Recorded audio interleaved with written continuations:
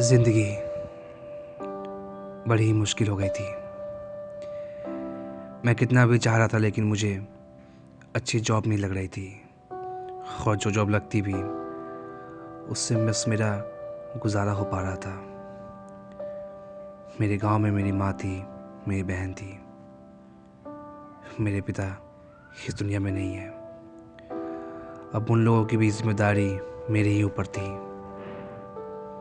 मैं बहुत ही परेशान था।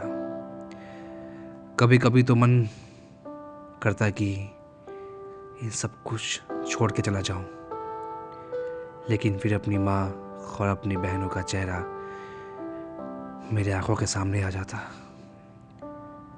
क्योंकि मेरे सिवा उनका कोई भी नहीं था। खैर, एक बार मैं एक ट्रेन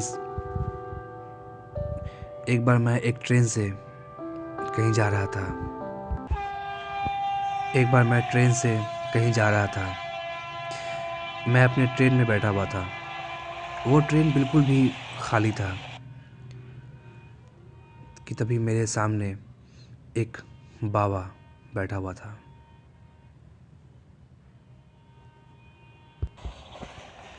मैं ट्रेन में बैठा हुआ था और वो बाबा मेरे ही सामने बैठा हुआ था कि तभी टीटी वहाँ पे आया और टीटी ने टिकट चेक करना शुरू किया। उस बोगी में बस मैं और वो बाबा ही थे। टीटी ने जब उससे टिकट मांगा तो उसने कहा कि उसके पास टिकट नहीं है, तो टीटी उस पर गुस्सा करने लगा और दोनों की अनबन होने लगी, भैंसा भैंसी। मैंने उसमें टीटी को कहा कि रुकिए, इनका जो भी पैसा होता है वो मैं दे देता हूँ आपको। पता नहीं क्यों बस मैंने उस बाबा की हेल्प कर दी। टीटी वहाँ से चला गया। बाबा मुझे देखे जा रहा था और उस बाबा ने तभी मुझसे कहा कि क्या नाम है तुम्हारा। मैंने नाम बताया। उसने कहा कि तुम बहुत परेशान हो। मैंने कहा हाँ, लेकिन आपको ये कैसे पता। उसने कहा कि मुझे हर चीज़ पता है। उसने मुझसे कहा कि मैं तुम्हारी परेशानी को दूर कर सकता हूँ क्योंकि तुमने मेरी मदद की है। मैंने कहा लेकिन वो कैसे। उसने कहा कि मैं तुम्हें एक एड्रेस देता हूँ, इस एड्रेस पे तुम जब चाहो मुझसे आके मिल सकते हो। मैंने कहा ठीक है। खैर, उस दिन के बाद से फिर से मैं अपनी लाइफ में बिज़ी हो गया और मुझे कुछ भी याद नहीं था। एक दिन मैं अपने ऑफिस से आके अपने घर में बैठा हुआ था कि तभी मेरी नज़र उस एड्रेस पे गई। तब मुझे याद आया फिर से उस बाबा के बारे में। तब तक इधर मेरी ज़िंदगी और भी परेशान हो चुकी थी। मुझे पैसों की बहुत ज़रूरत थी क्योंकि गांव में मेरी माँ बीमार थी। मैंने वो एड्रेस को लिया और मैं उस एड्रेस पे चल पड़ा। कुछ लोगों से पूछते पूछते फाइनली मैं उस एड्रेस पे पहुंच ही गया। जब मैं वहाँ पहुंचा तो मैंने देखा कि वो एक शमशान घाट थी और शमशान घाट काफ़ी बड़ा था। जब मैं उसके अंदर पहुंचा और काफ़ी अंदर जंगलों में जाने के बाद आखिरकार मेरी मुलाकात उस बाबा से हो गई। वो बाबा मुझे देख के कहने लगा कि आओ, मैं जानता था कि तुम ज़रूर आओगे, यहाँ आके बैठ जाओ। तुम्हारी जो भी परेशानी है वो सब मैं दूर करूँगा। मैंने कहा वो कैसे। उसने कहा कि मैं तुम्हें किसी से मिलवाऊँगा। मैंने कहा किससे। लेकिन उससे पहले उस बाबा ने मुझसे कहा कि तुम्हें मुझसे एक प्रॉमिस करना पड़ेगा कि तुम इस बारे में किसी को भी कभी भी नहीं बताओगे। अगर तुम बताओगे तो तुम्हारे साथ बहुत गलत होगा, और अगर नहीं बताओगे तो उसके बदले में तुम्हें इतना पैसा, नाम मिलेगा जितना कभी तुमने अपने सपनों में भी नहीं सोचा होगा।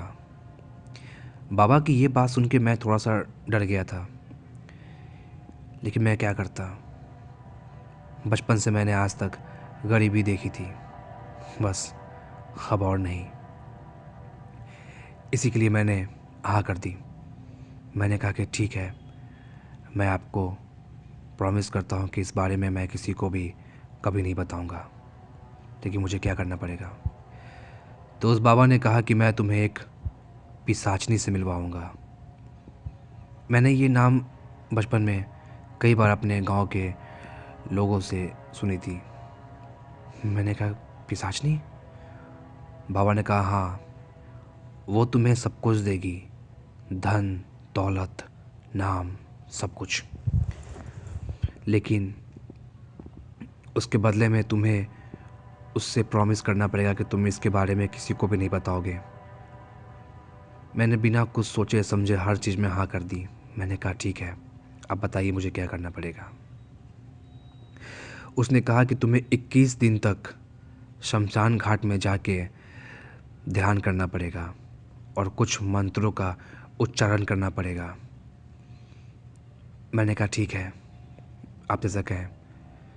उसके बाद उस बाबा ने मुझे कुछ मंत्र बताए और मुझे कहा कि तुम्हें सैलून में जाके और वहाँ से नाई से किसी के बाल मांगने हैं और बाल को लाके और तुम्हें शमशान घाट में जाके उस बाल के ऊपर सिंदूर रख के और तुम्हें उस बाल को जलाना है और उसके सामने बैठ के तुम्हें मंत्र बोलना है और ये काम तुम्हें 21 दिन तक करना है। अगर तुमने शिद्दत से ये काम की तो 22वें दिन तुम्हें पिशाचनी नज़र आएगी। अगर वो तुम्हें नज़र आए तो तुम उससे डरना मत। मैंने कहा ठीक है। मैंने ठीक बिल्कुल वैसा ही किया। मैं एक नाई के पास गया और मैंने वहाँ से कुछ बाल का उपाय किया।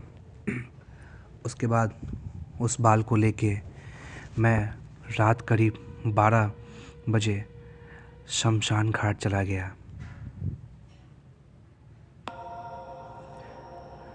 जब मैं शमशान घाट पे पहुंचा तो वहाँ बिल्कुल भी शांति था। मैंने चुपके से एक पेड़ के नीचे बैठ के और मैंने मंत्र का उच्चारण करना शुरू कर दिया। मैं रोज़ ऐसा करता। रोज़ हर रात को मैं अपने घर से निकलता, कुछ बाल अपने साथ लेके और उसके ऊपर सिंदूर डाल के मैं रोज़ मंत्रों का उच्चारण करता।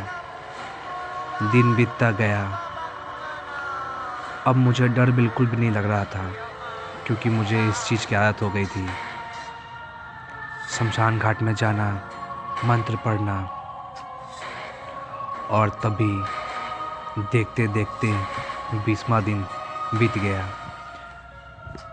अभी तक तो कुछ नहीं हुआ था, लेकिन अब बारी थी 21वें दिन की। जब 21वें दिन में मंत्रों का उच्चारण कर रहा था तभी मुझे कुछ अजीब सा लगने लगा। मुझे लगने लगा कि जैसे वहाँ पे ठंड बहुत बढ़ चुकी है, हवा भी काफ़ी तेज़ हो चुकी है और मुझे कुछ अजीब सा महसूस होने लगा था उस दिन। जब मैं मंत्रों का उच्चारण कर ही रहा था कि तभी मुझे अपने कानों में किसी के हंसने की आवाज़ आई। मैं इधर उधर देखने लगा।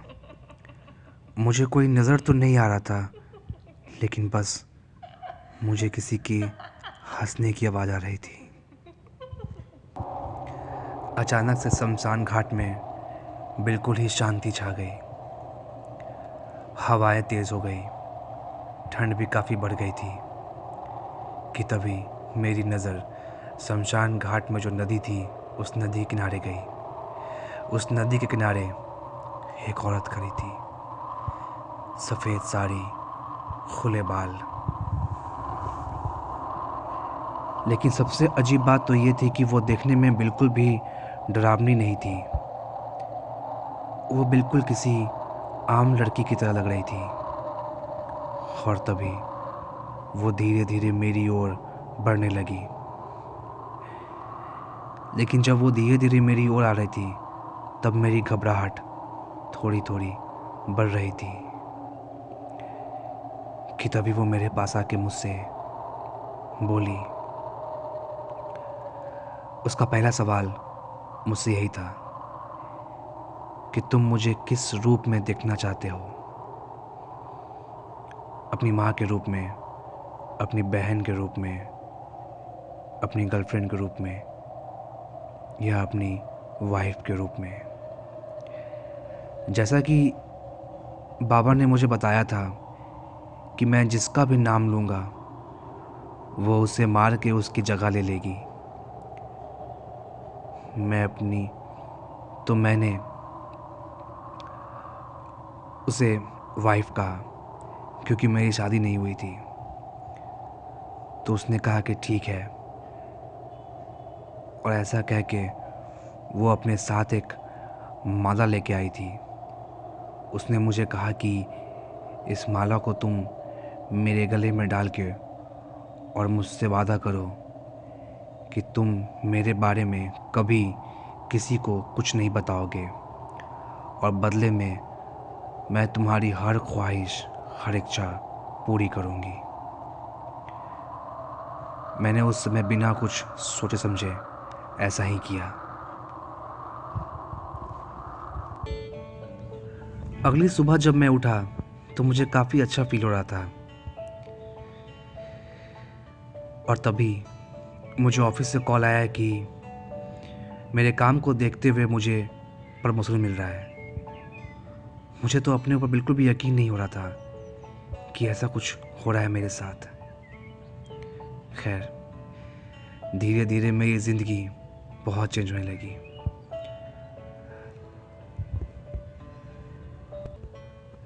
ज़िंदगी इतनी अच्छी हो गई धीरे धीरे कि आप यकीन भी नहीं करेंगे। वो जो कहते हैं ना, दिन दुगना रात चौगुना होना, वही हाल मेरे साथ था कि मेरी ज़िंदगी बिल्कुल भी चेंज हो गई थी। लेकिन वो पिशाचनी मेरे साथ ही रहती हमेशा। अब मुझे भी उसकी आदत हो गई थी उसके साथ रहने की। अब तक तो मैं ये सोच रहा था कि लोग कहते हैं कि भूत प्रेत डरावने होते हैं, लेकिन ये कितनी अच्छी है।